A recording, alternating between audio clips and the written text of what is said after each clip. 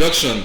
Minister of Industry, Trade and Investment, NTA Abeokuta, announced this while briefing journalists after the council's meeting presided over by President Muhammadu Buhari. State House correspondent Adamu Sambo reports on these and other resolutions adopted by members. The second phase of the National Sugar Master Plan has several policy measures and fiscal incentives towards stimulating demand and attracting private sector investment in the sugar industry. Under the first phase, implemented from 2012 to 2022, 4 major investors who invested in the industry, including Dangote and Boa Groups, jointly acquired about 200,000 hectares of land for sugarcane production to enable them produce sugar locally, and in the process created 15,000 jobs. We are hoping that as a result of this phase 2, we'll be able to create 110,000 jobs from it. His mines and steel development counterpart, Olamilekong Adebite, also secured a 1.5 billion naira approval for the construction of a 27-kilometer long and 2.9 meter high retaining wall around the Salt Lake in Ebonyi State. Salt oozes from under, and the salt comes there when the water dries out. But when the rain comes, it washes the salt out. This is on behalf of the Honorable Minister of Works and Housing, who presented a memo for the approval of the award of contract for the rehabilitation of the Iduani Otu Road.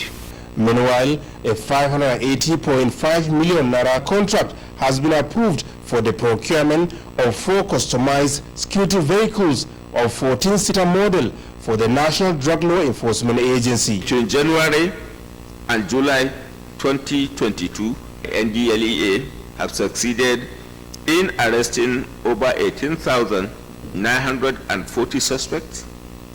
They have equally secured 2,904 convictions within the period. From the State House, Adamu Sambo, NTA News.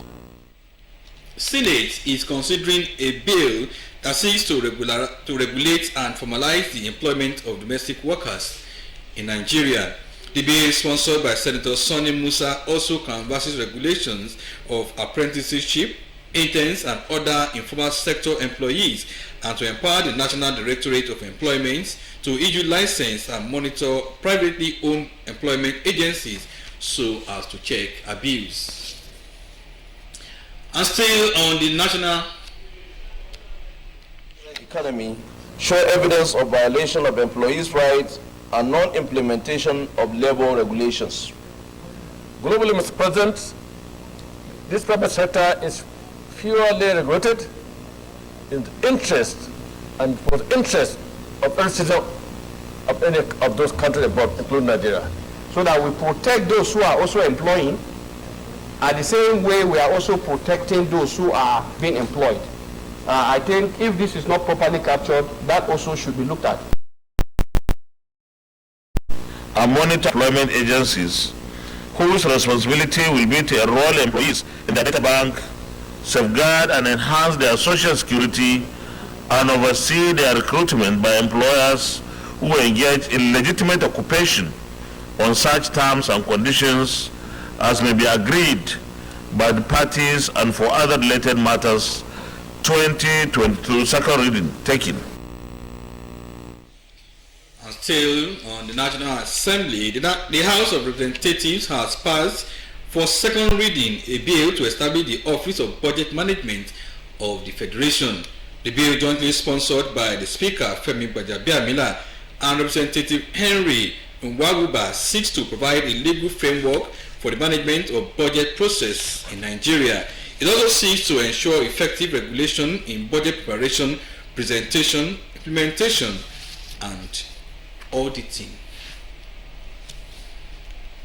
The National Population Commission, NPC, says efficient use of appropriate technology, effective advocacy, and community participation will aid the success of the 2023 Population and Housing Census for credible and accurate census in Nigeria. This is why the Commission at the Stakeholders Summit in Abeokuta, Ogun State, is soliciting contributions and support of Nigerians towards the success of the exercise. Lekon Agbonde reports. As Nigeria inches towards the 2023 National Population and Housing Census, the need for adequate preparations inform the gathering of these stakeholders, which serves as veritable platform for knowledge-based deliberations and strategic plans towards a successful, credible, and acceptable census come 2023. Dwelling on the theme 2023 census, getting people involved, Ogun State Governor Dapo Abiodun, who was represented by his deputy, Mohammed Salako Yedele, commended the federal government for its commitment to the conduct of the 2023 Population and Housing Census and promised that the state government will give maximum cooperation towards a successful implementation of the exercise. As an administration, we are convinced that the National Population Commission has the commitment and capacity to deliver to the nation a reliable, credible, acceptable, and successful census. Soliciting stakeholder support for the Commission to deliver a reliable, acceptable, and successful census, NPC Federal Commissioner of the State, Uye Oluseyi Adeokuta, says the essence of the summit is to carry every Nigerian along on the planned census. The goal of census taking is to ensure that the results are acceptable and credible. Hence, the need for engagement with the stakeholders to get their feedback on the instruments and to enrich the process. The likelihood is that the quality of data that we collect will be a lot better than the data that we write on paper only to be retransferred into the system. This one will be collected directly into the system and it will be downloaded for processing. Traditional rulers and other stakeholders during the technical session, which was centered on the deployment of technology for international and best practices in modern census, promised to mobilize support for the success of the exercise for Nigeria to have a comprehensive baseline data to plan for the people and future generations. In Abeokuta, Lekon Agbabe, NTA News. 149 youths have graduated from the Peter Akinola Foundation Youth Center for Industrial Training in various vocational skills with charge to be honest, credible, and efficient while applying their trades. Most Reverend Peter Jasper Akinola, who is the founder, explained at the ceremony that Nigerian youth need to embrace vocational skills to check unemployment. Details of Lukman Adefeso's report is here presented. The 149 graduates were for 9 months engaged in intensive training in metal and aluminium fabrication, building construction, electrical installation, computer studies, fashion designs and creative arts, as well as catering and tourism management. President, Christian Association of Nigeria (CAN), Most Reverend Daniel Oko, and the former Deputy Governor, Central Bank of Nigeria Tunde Lemo, were commending founder of the center, who is also a former president of CAN, for continuing to touch the lives of Nigerian youths through the institution. Noted that for Nigeria to be properly repositioned and to address the challenges of unemployment and youth restiveness, youths must be encouraged to acquire skills so as to become employer of labor, while asking graduates to be honest and be good ambassadors of the center. The Lord has inspired people like His Eminence, the Archbishop Peter Jasper Akinola, to set up this institution that will give skills and character to young people that will go out there in the society and bring transformation. With technical skill, Nigeria's economy will grow in leaps and bounds. Today, if you go to Italy and other countries in Europe, it is the SME that powers their economy. And the SMEs are actually sectors dominated by people with technical skills. And I believe this is the best way to fast-track the growth of the Nigerian economy. The founder, Peter Akinola Foundation Youth Center for Industrial Training, Most Reverend Peter Akinola, who urged the graduates to uplift this country technically based on knowledge acquired in the past 9 months, explained that vocational skills acquisition will not only reduce crime in the society, but will give the youth veritable platforms to contribute their quota, adding that those that pass through the center were not only trained to be skillful in their chosen careers, but also undergo moral training. We turn out 150, 200 every year, and those we turn out are no longer in the labor market. All right? they are now working, and they are also encouraging their peers, their age group, to come into the professions. So in that way, we are little by little reducing unemployment in our own way. The graduates who are full of appreciation said the training has changed their lives for better. The founder of the school has actually encouraged us from the very start that we are here to face challenges even outside the world. But that word kept pushing me, and God has been there for me all through. The current president also prayed for the graduates as they open another chapter in life. The Nigerian Television Authority and the Nigeria Security and Civil Defense Corps have promised to build on the existing symbiotic relationship between the two organizations. This was the fallout of a familiarization visit of the new commandant, Nigeria Security and Civil Defense Corps in Ogun State, Niyi Ajibola, to the management of NTA Abeokuta, led by the General Manager, Mrs. Fumi Lokama. Ogun State Commandant, Nigeria Security and Civil Defense Corps, Niyi Ajibola, who was accompanied by top officers of the command, commended the cordial relationship existing between its organization and the Nigerian Television Authority, NTA Abeokuta, especially the coverage of its activities in the state. The commandant, who promised to sustain the relationship, highlighted programs of the command under its leadership, which include 24/7 Quick Response Squad, Safe School Initiative, among others. We've got a lot of units that are specifically trained to address this emergency security trend. Part of it is the counter-terrorism unit, which is established for this cultism, terrorism, banditry, kidnapping, land grabbing issue. Our special female squad has been trained specially for that purpose, to respond to emergency security threats in the schools. And they will be going around to ensure that our schools are safe.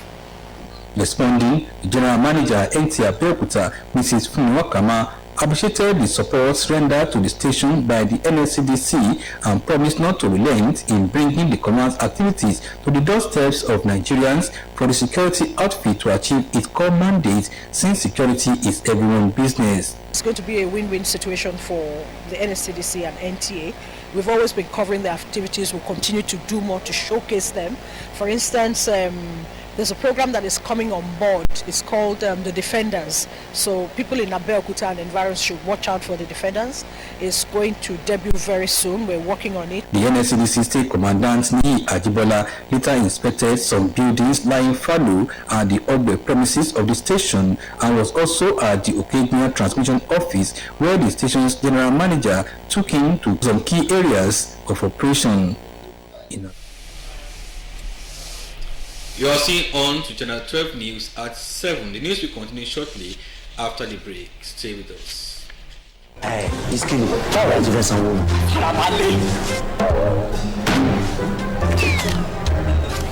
1,000.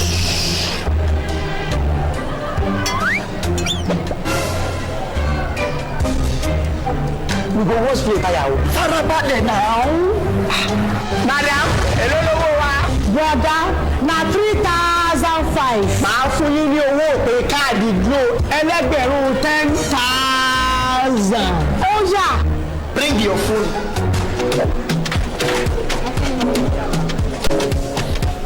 Ah, 10,000.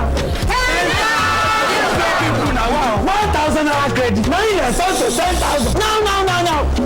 All of us don't know about Glo Berekete. Ní ìlọ́po mẹ́wàá nísìnyí. Ṣé o ti gbọ́? Ìlọ́po mẹ́wàá ló máa gbà lórí iyekíye tó o bá rà sórí ohun ìpè Glo Berekete 10 times ìrọ̀. I told you. Now what go tell? Thanks for being there. Members of the Nigeria Union of Pensioners of Ogun State Council have staged a peaceful protest to register their displeasure over government's non-compliance with the agreement reached with the organized labor on payment of backlog of accumulated pensions. Akim Stimos reports is there presented.